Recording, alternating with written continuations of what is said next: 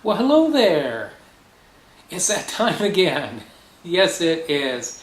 It is time for our weekly tarot and astrology blog here on this kind of cloudy Sunday, September the 13th of 2020. As usual, I will go over some Tarot de Marseille trump cards from the CBD Tarot that I pulled at random for our upcoming week. And we'll also look at a little bit of astrology. As usual, it will be interesting, so please do stay tuned.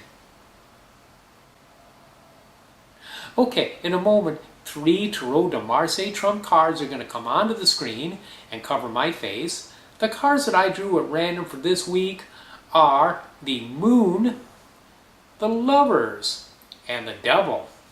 Ooh, what a combo!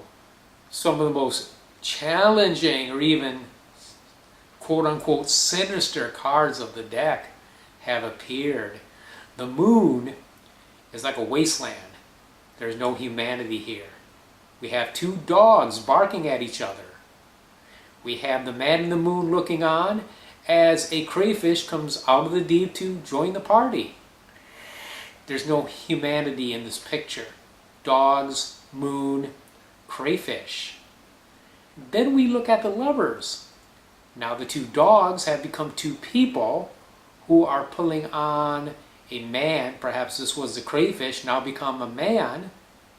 And the man in the moon is a cupid above his head. Then we see another duality. We see the Devil who has 2 people bound to him at his footsteps, or at his feet, I should say, as he stands upon his pedestal.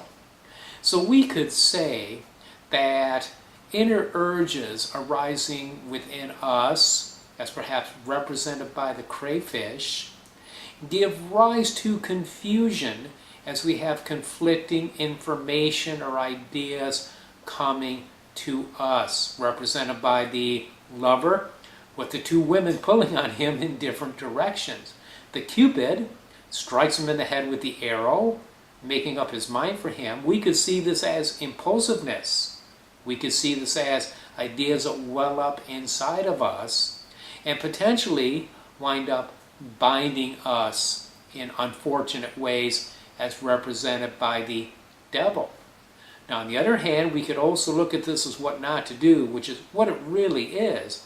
And it's telling us not to act on impulse, not to let internal or external noises get to us, but rather be careful, take our time, keep our pace, and then we wind up being like the Devil, binding those other influences that would potentially mislead us. So we need to be strong, and we need to be resolute in our ways, and we need not to give into temptation, whichever way this may lead us. Now, as far as the astrology goes, it's really not a lot. We are really coming to the end of a lunar cycle here. We are in the dark of the moon. This is right before we have the new moon. I personally wouldn't do much for magic the next couple of days. Thursday though, we're going to have the new moon. Yay! New moon in Virgo on Thursday, the 17th, if I remember correctly. It'll be a new moon in Virgo, and new moons are cool because it's a time to plant seeds. It's an opportunity for us to begin to manifest those things that we desire, whether it's money, job, creativity, health, love, you name it. This will be the time to manifest it. Unfortunately, the days that follow that, those first couple of days, we have the moon applying either an opposition to Mars or squares with Mars or Saturn.